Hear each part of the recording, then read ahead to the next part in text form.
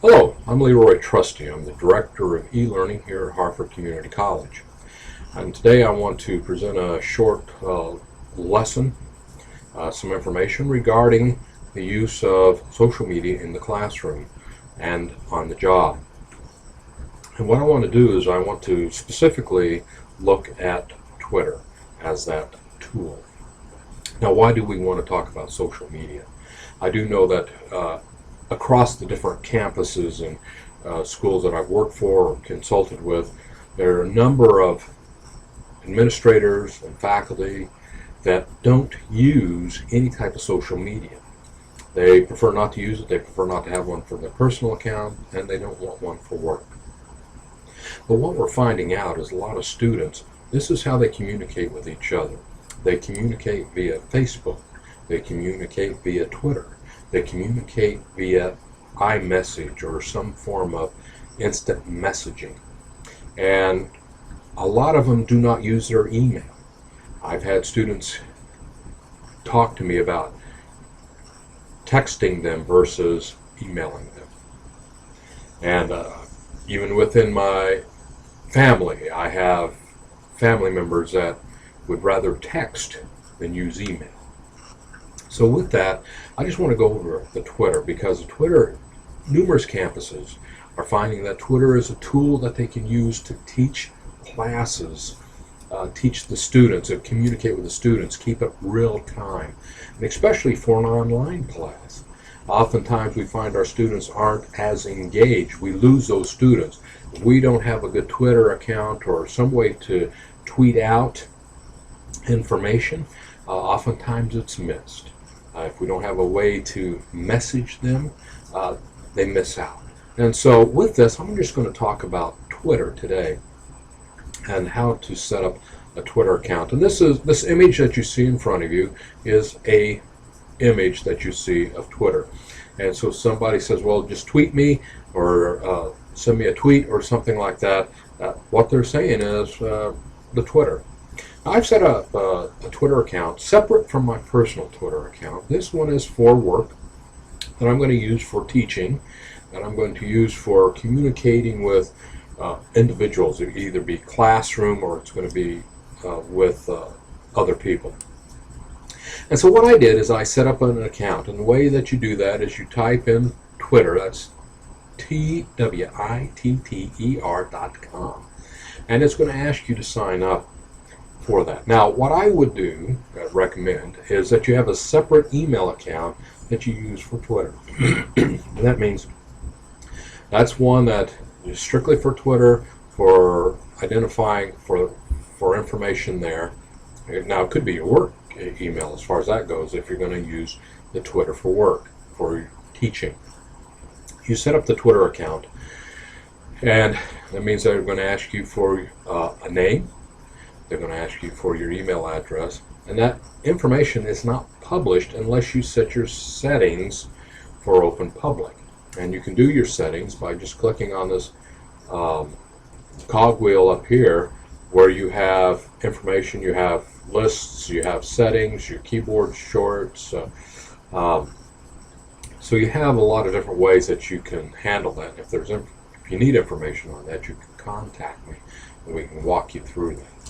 Now, with that in mind, you set up your account, and what I did is I set mine up for use.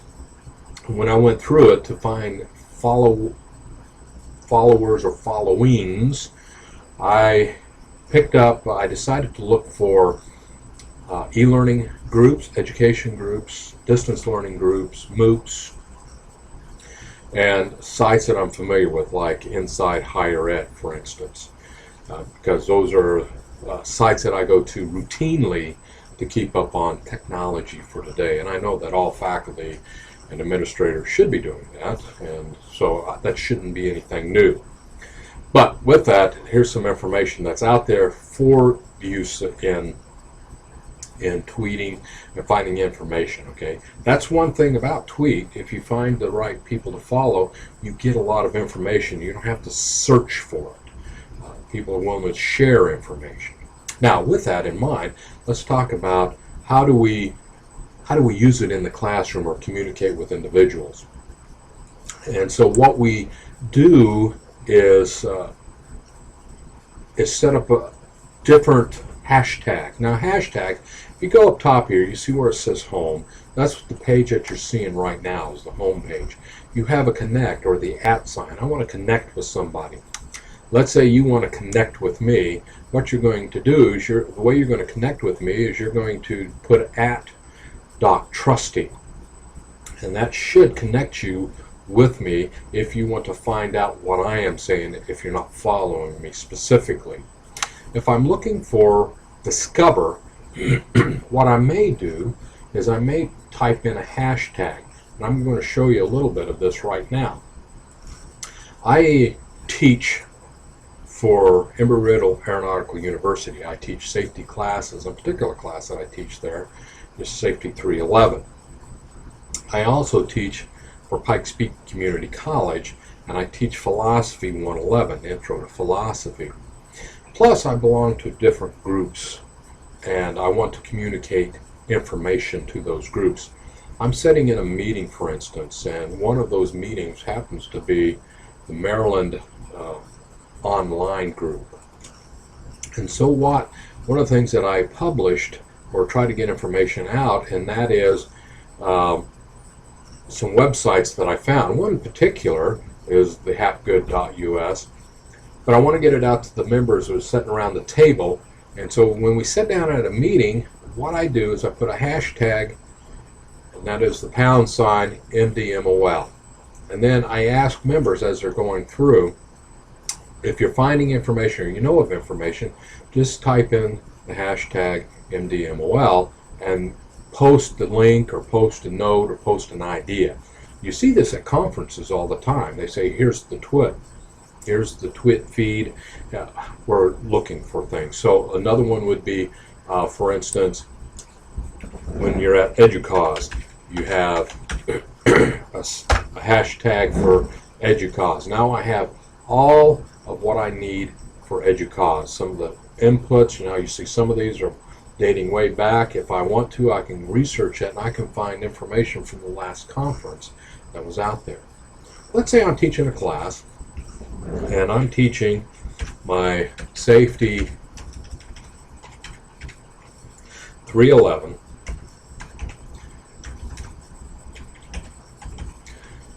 And I want to get information out, and as I typed here, I put Mod 1. I can put Chapter 1, or I may put Group Discussion, or I may put something so that I want the students to review. So Safety, and it's Mod 1. Now Mod 1 for Safety 311 is the issue of why OSHA exists. And so with that, I posted here Safety 311 _ Mod 1, and I put in here research OSHA General Studies. That's so that the information is available to the students. And so with that, I may also add to that another discussion with regarding Safety 311. So with that, I'm going to go up here and compose a new tweet. And this is to 311. And the particular module is personal protective equipment. So I'm going to put PPE. That specifically for that. And then I'm going to write a note that states post your type of PPE. Now that isn't really relevant, but it could be that I want to take a picture of what some PPE may look like. And so with that, I may go into my picture library and I may pull out some pictures regarding it. Okay, so with that, that's the way that works. And I'll tweet that out. And so now I have in here another tweet that is with that. And just to make sure or find out if that tweet did happen, I'll go to the home page and I see that I have 3 new tweets, and you'll find that I have here Safety 311 PPE and post your type of PPE. This is information that seems to be useful. It works. Students get involved with it. You'd be surprised how much information. There's a faculty member that I've worked with at another school that uses it to get information back and forth from students. And that's just an easy way to go. And of course, you'll find that you'll have other tweets in here as well. But what I find is information that I can use. If I need to get information out to somebody else, let's say it's I want to get some information out to on e-learning. So I have a hashtag here for e-learning. I'll pull that up, and I want to write something in that area. Best way to do is just copy that. I'm going to put a new note out here. And I'm going to post, watch the videos.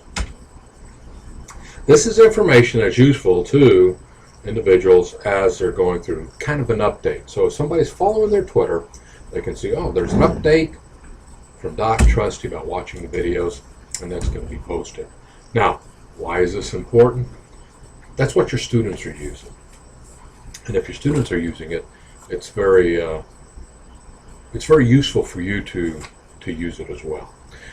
Another thing that you can do is, if I'm looking at a course that I'm teaching, I teach Philosophy 111. I'm just going to type this in here.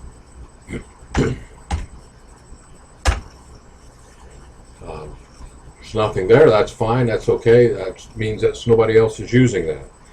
And that's the reason why I type that in, just to make sure that there's not other individuals using that. And I've got a question.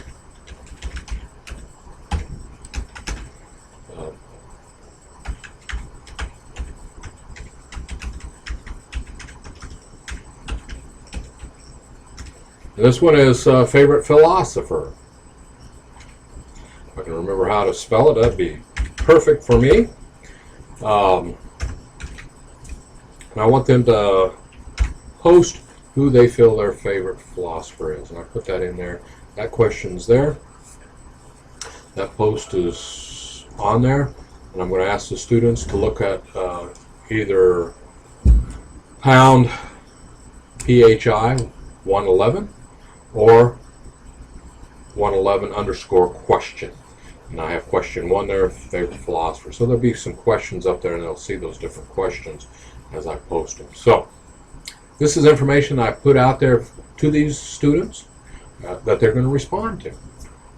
And I can always go back through and I can delete those as I'm publishing. Anyway, this is what's called Twitter. And I've got some other ideas for classes. You'll see some of those as I post those. This is good information for you. Because I believe that you should use it. I use it. I find it very useful. Please consider it, if nothing else, or at least talk to your students. When you sit down with your students when the term starts, ask them, what do they like to use? What are some of their favorite tools? What are some of their favorite activities? This is good stuff. I'm just passing this on to you. Enjoy your teaching.